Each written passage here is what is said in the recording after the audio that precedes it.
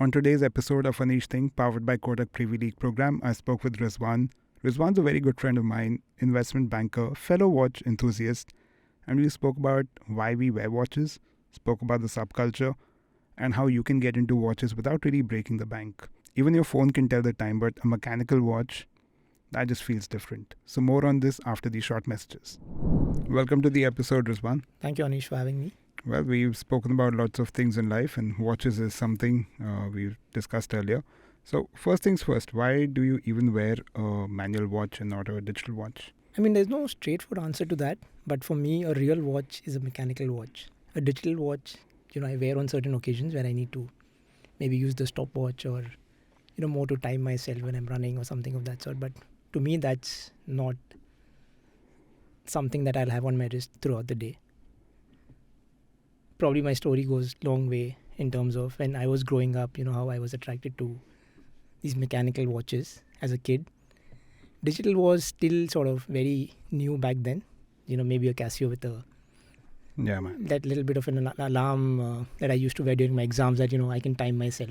So to me, a digital watch was always something which was used just to time myself in different situations. But for me, a real watch is a mechanical watch. I think for me, just the fact that there's something ticking and mechanically moving on my wrist, which could be made up of hundreds of parts. It's fascinating, right? The movement and the complexities that go into making a watch.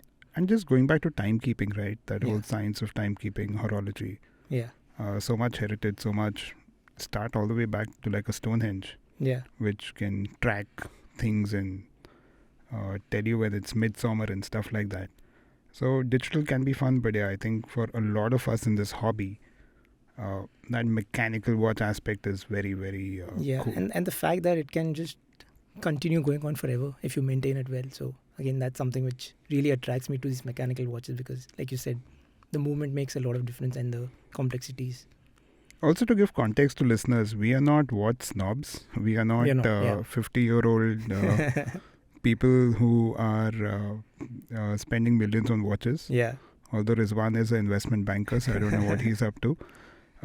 But we are talking about watches that are easy to get. They're approachable watches. And they're fun watches. Yep. There'll also be talking points.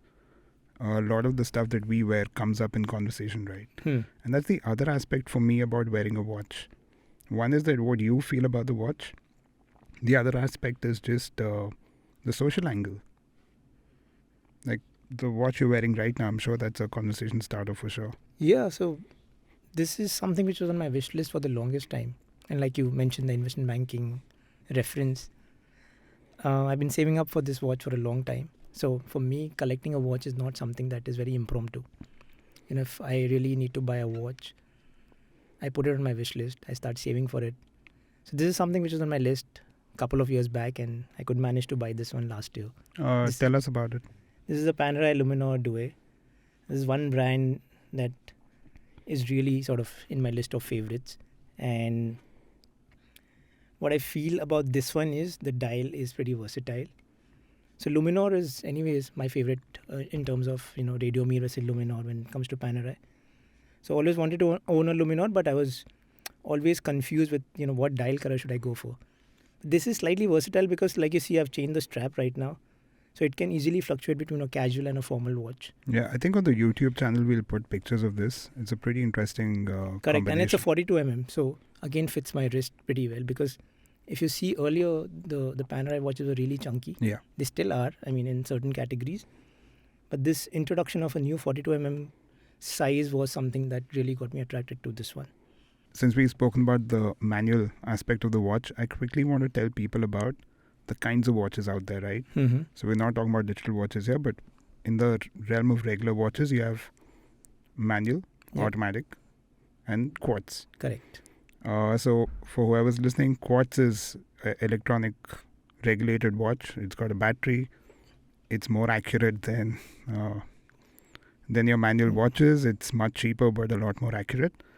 And in the enthusiast world, a lot of times quartz watches could be looked down upon. Do you have any quartz in your collection? I do. In fact, the first Tag Heuer I sort of purchased was a quartz. And I think when you purchase watches in the category 50,000 and less, I mean INR 50,000 and less, more or less, they are in the quartz category. Yeah. So, And I've got a few quartz watches which I really, really like. The Timex Q is one of them. yes, That's on both of our lists coming up later. absolute favorite. And I have the Babes watch, which I really like. That And I that's couldn't get my hand on. This is the Swatch. the Babe and Swatch collab. Yeah. I got it easily I got in a Bombay. little late to get that one, yeah. But yeah, so a lot of times you might get this notion that quartz is looked down upon, which genuinely in this hobby it kind of is. But there's a time and place for every sort of mechanism here. But an interesting story that I read recently, I believe in Rolex at one point had come up with a quartz. Yeah. I don't know if they still do, but this is back in the 60s or the 70s when they did come up with a quartz watch. I think it was the Oyster. Even So- Reverso has a quartz. Even Reversa has a quartz. Yeah. So, yeah, this look down upon factor I think is maybe on paper. Also, for- the quartz, so the Japanese pioneered the quartz movement, and it somewhere just brought a lot of panic to the Swiss side of things. Yeah. Almost collapsed the whole watch making because the industry. Japanese like accuracy, right? So, Yeah. like you said, they're more accurate. Yeah. So, So basically, on a quartz watch, you use a battery. It's a lot more accurate. But on a self-winding, which is an automatic watch or a manual winding watch, you have a physical mechanism that's doing the actual timekeeping. So they're not the most accurate, but you can actually sometimes feel the watch on your wrist beating, yeah, and that's the fun part of that's it. the fun part of it, yes. Getting into building out a watch collection. Now, I think watches can be very intimidating for a lot of people, even to start off with price points. And the moment you hear about building out a collection, people think you'll have to spend lakhs and lakhs and lakhs to even do that. Now, at least for me, when it comes to building a collection, you can do it with 2 watches, you could do it with 5. But your basic 3 styles, at least for me, dress watch, a sports, like a diver, Yeah, one fun, random watch. correct. What would it be for you? So when it comes to a dress watch, right, I would go for something like a Tissot or a Casio Edifice. Sorry, in this, I don't want to get into brands, but Okay. I want to get your view. Like, would you Sure. do the same thing? Okay, that way. Yeah. Correct. So when it comes to watches, like you said, like you rightly said, a dress watch is extremely important for someone like me, Oh, yeah, who definitely. is a professional, right? So I need to have the dress watch on me through the day when I'm working or when I'm attending an event, right? But the fun part, the diver's watch, is something that is inherent to me because I come from a sports background, and most of us, I think, when you're not working, it's I think it's great to have a sports watch or a diver's watch on your wrist. So that is something which most boys would probably understand, that that little chunky watch on your wrist. That Yeah, and that's also what saved the Switch watch industry. Just going back to the whole quartz panic that the industry had because of the Japanese. yeah. The steel sports watch is what also saved the Swiss watch industry. So It has. a little more absolutely. stylish, a little more sporty, essential in your collection. Correct. And when it comes to a fun watch, I think it's a mix of, again, both for me. There are some dress watches which, something like a collaboration watch. Where, Yeah.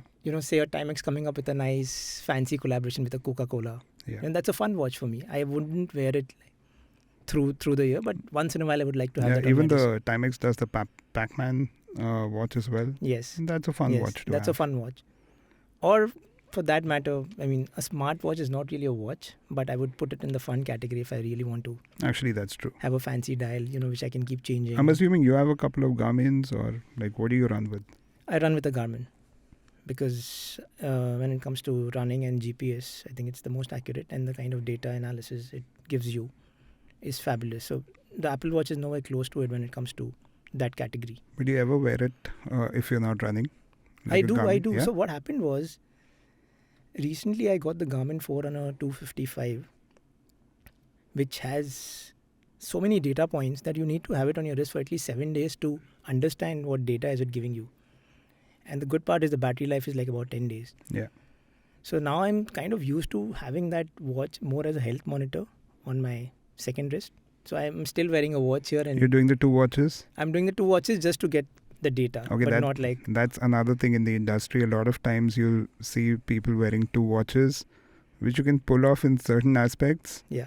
But sometimes people No, this is sometimes I'm just hiding that second watch because this is just to get the data going on my watch so that I can see what happened in the last 10 days. Yeah. But that's just for like understanding, how does this work. But I wouldn't do it like on a regular basis. Cool. Let's get to some price points and watches that you and I would recommend under certain price points. So starting with 10,000 rupees or below. Your picks. My pick would be the Casio Oak, the G-Shock Casio Oak, but I was pretty attracted to the black color. So that is what I recently bought. So in that category. Casio's on my list as well. This is the Casio 2100, dubbed as Casio Oak because it looks like a royal oak from AP, which would be 100, 200, 1,000 times the price. This is a watch that it became so popular in the watch enthusiast space. Yeah, and no one imagined, right? That the kind of demand it had when it launched.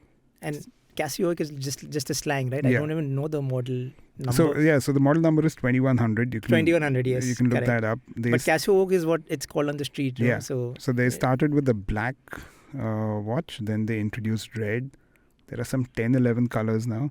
Yeah, and if I remember correctly, the black was selling at a premium when it launched initially. But in India, all of these were at a discount. Yeah. I got mine at a discount in India. So I got the black and the red, then I interchanged the straps.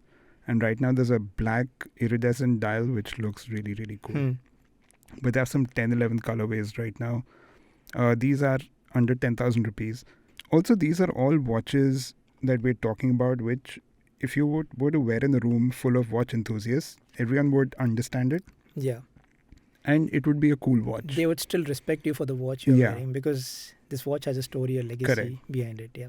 So Casio, I think, can be on every list possible.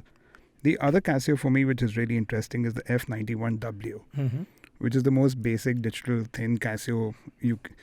Like when I say Casio on that watch, you imagine this is the watch I'm talking about. This is the watch I was wearing when I was in school. Yeah. And I'm still wearing it. So 1,095 rupees, 10-year battery life. Yeah. Also dubbed as the terrorist watch because a lot of terrorists use that to make time bombs.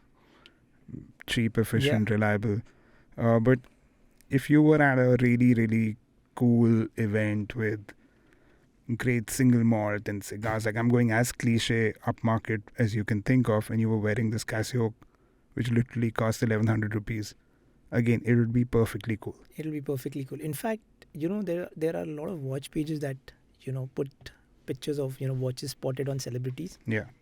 And surprisingly, this watch that you're talking about is featuring like very frequently. If say a XYZ Hollywood celebrity is wearing this watch, it's there on that page, spotted wearing this. So there's that value attached to that watch.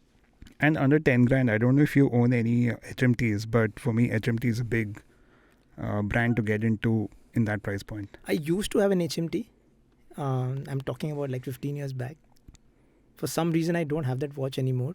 But back then I did have an HMT, which I really used to and I was attached to. So HMT started in the 60s or 70s. Yeah. Collaboration between the Indian government and Citizen. So basically getting Japanese know-how.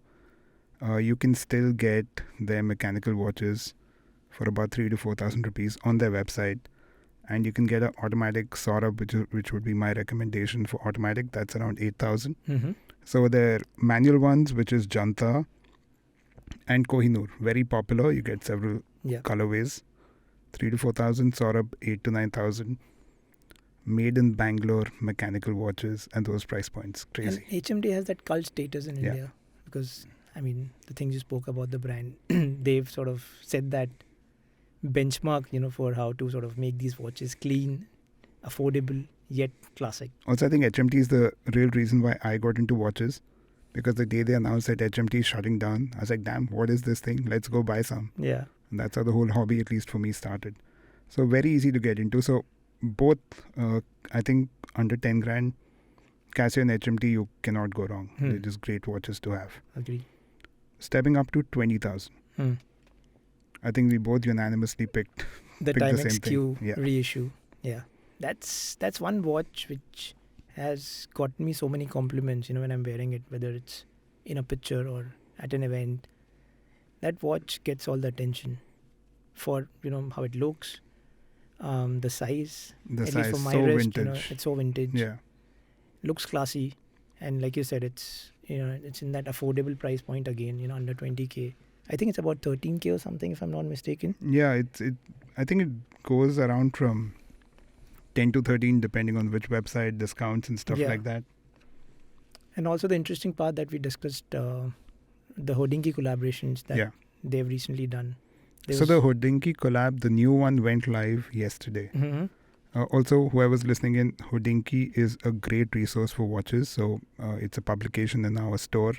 You can check out their collaboration of this Timex. But basically, Timex Q is the exact reissue of the 1979 diver watch. Quartz watch. Again, this is a great example of a quartz watch just getting cult status. Yeah. And you could be a watch collector with watches worth crores and you would want this in your You collection. would want this in your collection, yeah. So easily available on Amazon, multiple websites in the country. Several color dials. We have different color dials. You have the white dial. I have the white dial with the Pepsi bezel. So I have the blue dial with the Pepsi bezel.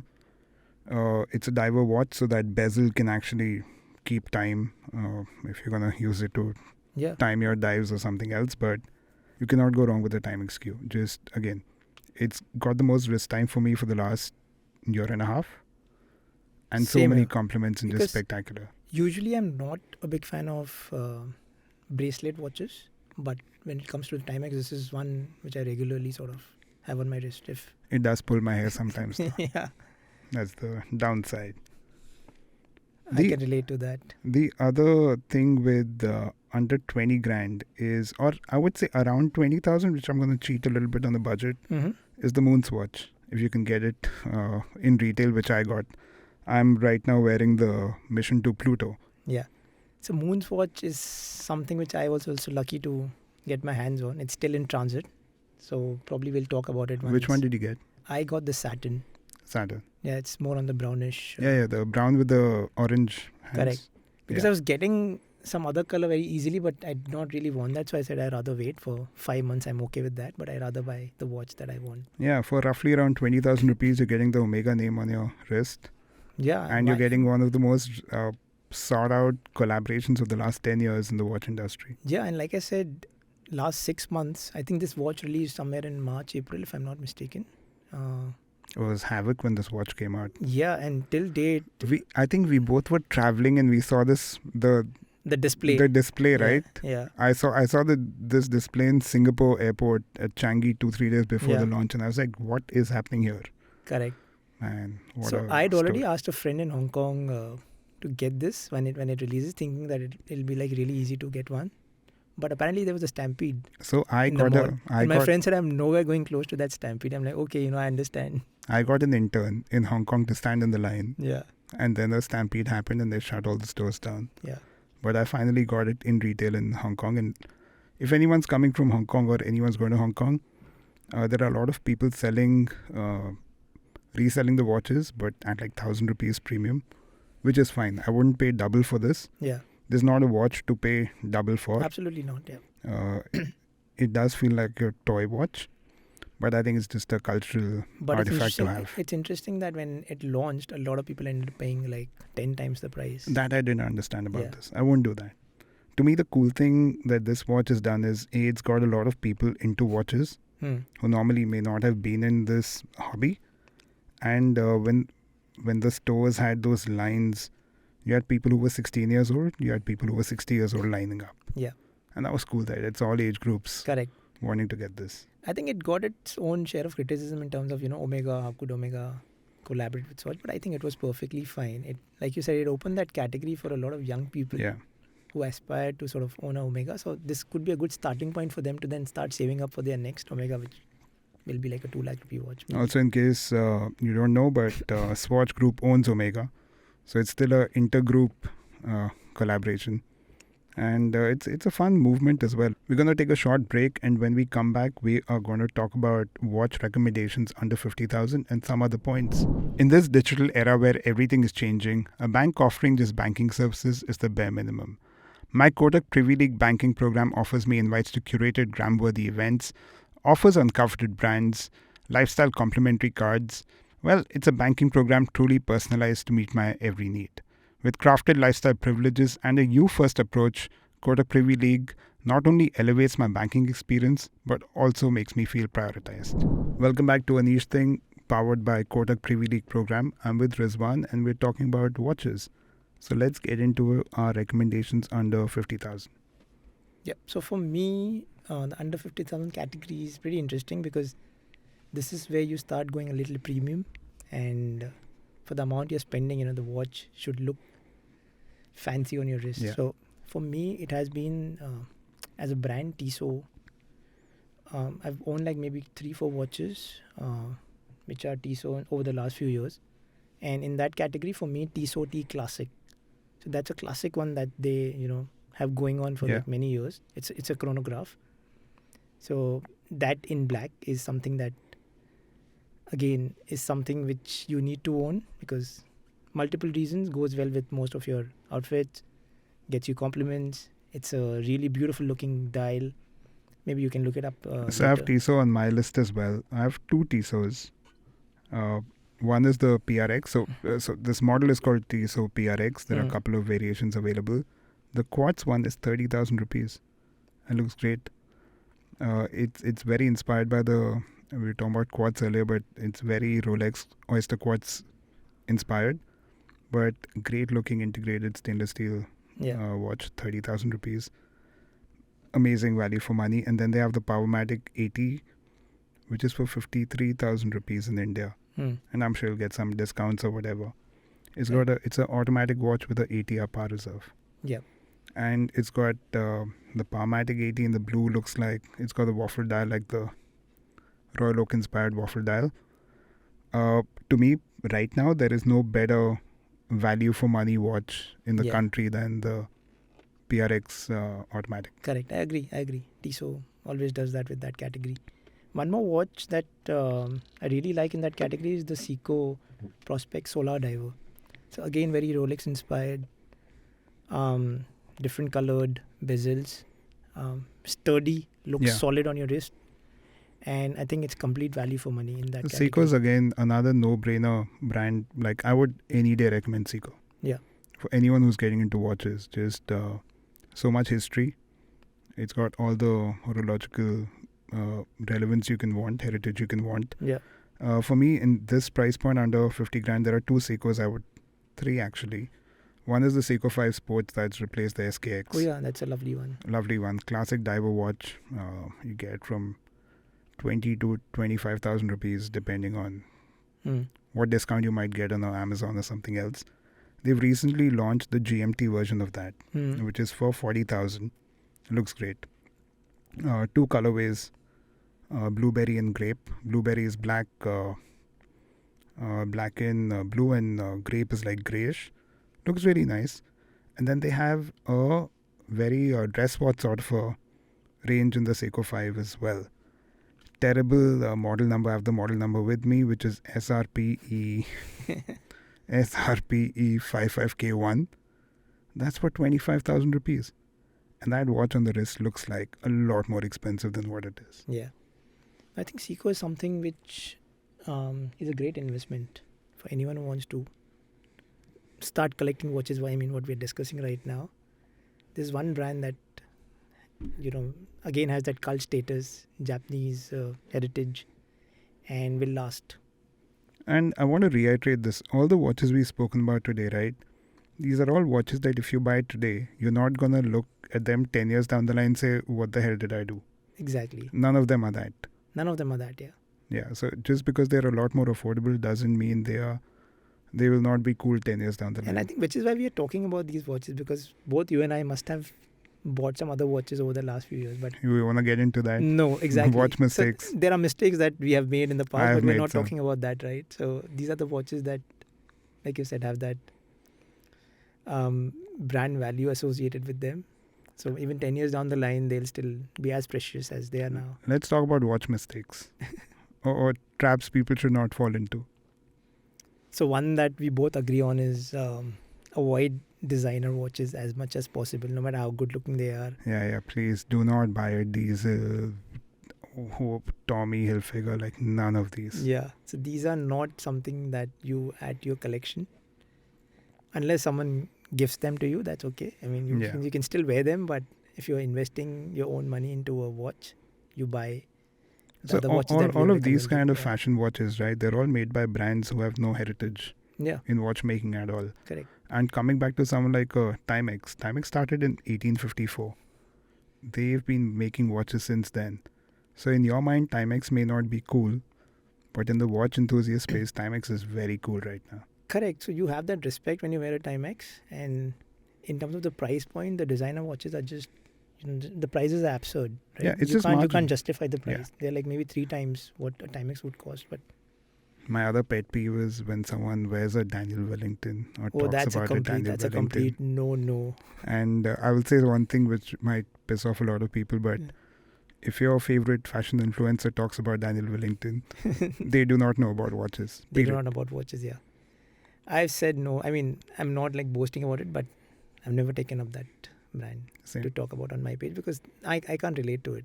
Yeah. I know they're a success story on social media with the Daniel kind of digital Wellington success they had. at one point was the fastest growing company in Europe.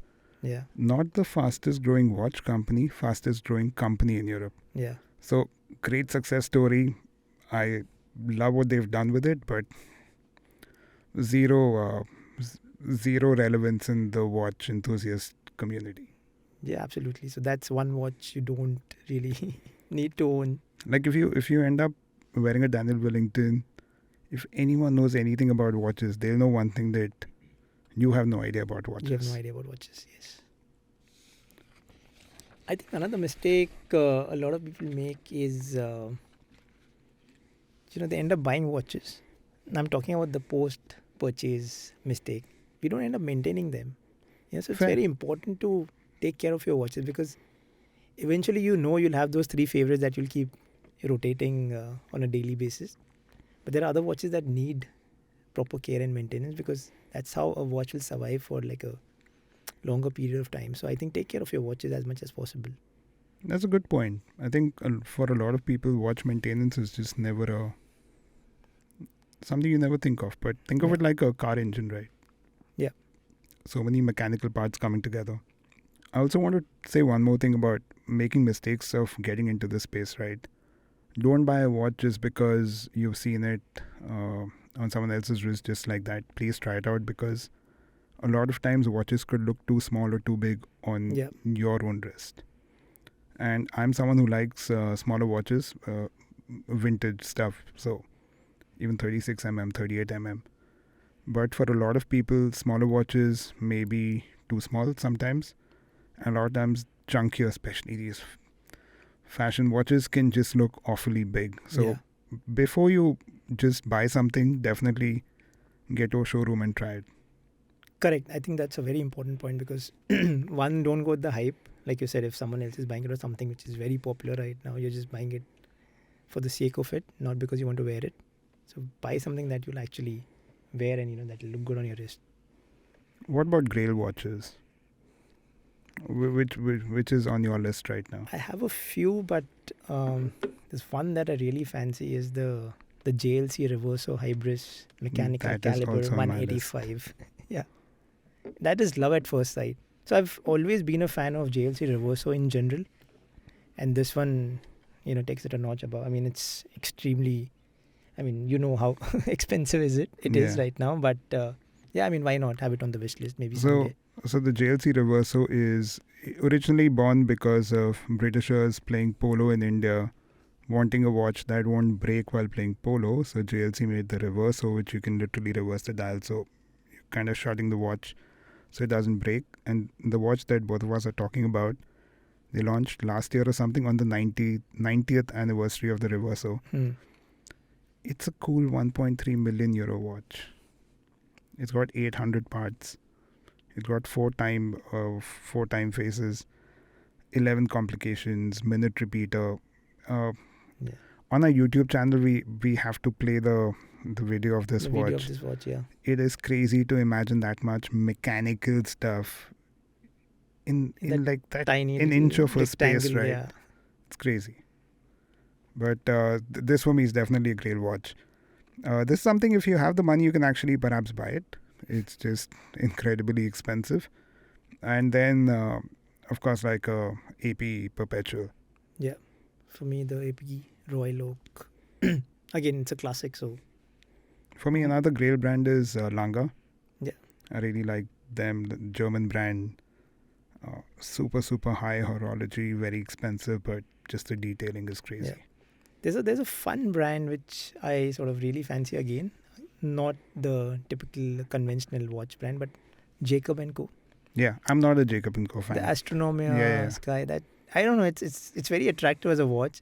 Like, I mean, both of us know that it's not a very conventional looking timepiece, Yeah. but something about it that attracts me to. There is something, yeah, I know what you mean. I think to me, just as a brand, it's just too hyped Yeah. and just artificially overvalued. It is in a way. Yeah, but yeah, when you look at it, I think I've only seen it. Watch Anish. Anish was here some years back. Yeah. And he'd got a few with him. That's the only time I've seen it. But yeah, cool stuff. Different stuff. What do you think about Richard Mille as a? Again, just hype. It's hype, yeah. Hype. Over-engineered hype. But I mean, those watches are really expensive. So Yeah. I don't know how do they justify the prices around it. But again, I mean, that is one watch I would probably want to own, but not at that price point. So a lot of Richard Mille watches, which will be for millions of euros, will be super, super light watches. Yeah. And when people were cribbing about the Moon's watch being a very light watch, like just imagine it's a Richard Mille on your wrist. It's that light. Yeah. But yeah, to me again, it's a lot of hype. Talking about brands, I think brands that people might want to know beyond Rolex and Omega and Cartier. I spoke about Lange, right? A. Lange and Söhne, German brand, incredible heritage. To me, it's in the same league of a Patek or a AP or a Vacheron. JLC, what we were talking about, Jaeger LeCoultre, they're considered like the watchmaker's watchmaker. Absolutely. They've given movements to so many other watchmakers. Nomos is another German brand I really like. Very approachable in terms of, again, these are subjective, but you can get a Nomos at 3.5 lakhs onwards. Pretty nice. Probably less. I mean, if you go for the clean dial. Yeah. It's around that. So it's something that you can easily afford, yet has that cult status attached to it. And for me, one more brand called Baltic.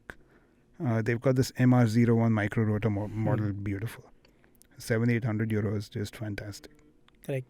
So I'll add maybe a couple of more brands to that list. Watches that I really sort of enjoy wearing. Panerai, of course, I spoke about the Panerai I own. So reason why I bought this watch is because, beyond a Rolex and an Omega, this is one brand that is really something that I connect with. Again, because of the story, the legacy. It was made for the Italian Marines back in the days, World War time, and then how it sort of evolved into a commercial watch brand. And the second brand that I really sort of like is IWC. I like IWC as well. Yeah. And again, the aviation connect that the brand has. Big Pilot especially. Just Big classic. Pilots, yeah. The Top Gun collection, which they recently are now coming up with different sort of versions of the Top Gun. I'd attended a watchmaking workshop by them, and I have a certificate now, so if anyone wants their IWCs to be serviced by me, please bring them. Yeah, that would have been fun, I think. I haven't done that. I really sort of want to do that once. Yeah. That's the other thing I would suggest people, if you want to be more in this hobby, just look out for a lot of these kind of things, right? Any watch meetups, any activations or campaigns that brands might do like this. It's just sometimes fun to get access to just see more watches that you normally may not get to.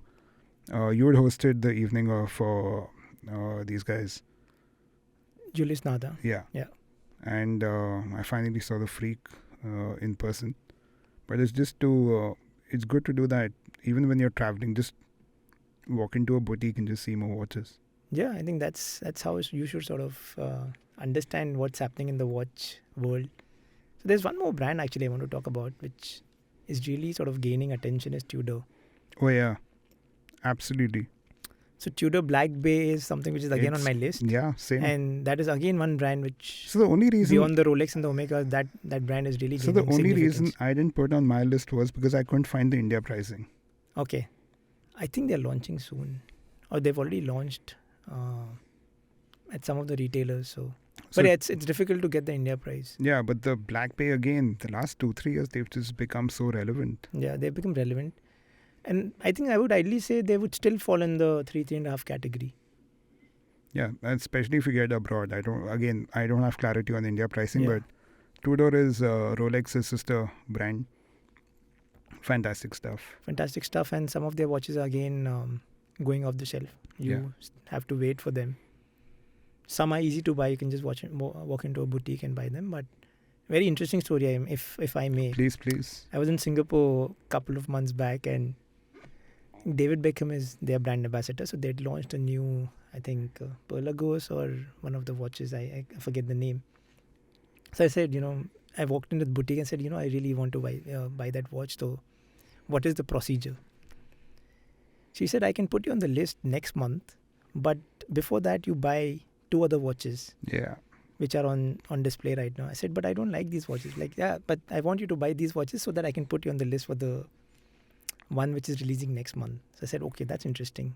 It's like, yeah, that's the only way I can. But that's one issue in the watch industry, that a lot of times if you want to buy these watches in retail, you have to have that equation with the authorized dealer.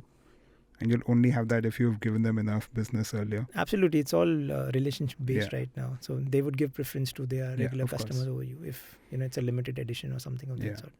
But yeah, Tudor Black Bay, just phenomenal relevance right now. Yep. Again, one more watch you should look out for definitely Google this. Again, on YouTube, we'll put some pictures of these. Yeah. Doing really, really well. Just at that price point also, just you're on the wait list. That was a fun session, Rizwan. Thank you so much for taking the time out. Always fun discussing watches with you. Can you let us know your Instagram and any other social media handles? I'm active on Instagram @Rizwan Bachao. That's my name. Same on Twitter, but not very active. But I mean, whoever wants to follow me on Twitter can. Yeah, he's got a pretty cool account, and we've done some pretty cool things together ourselves. Yes. We've driven with Sachin. We've driven to Bhutan and back. We've driven to Bhutan from India. Yeah. I mean, on paper, we drove from India to Bhutan. On paper, we did, yeah. But cool, man. I will see you around. Thank you so much for being on the show. Thank you for having me, Aneesh. Thank you. Always pleasure.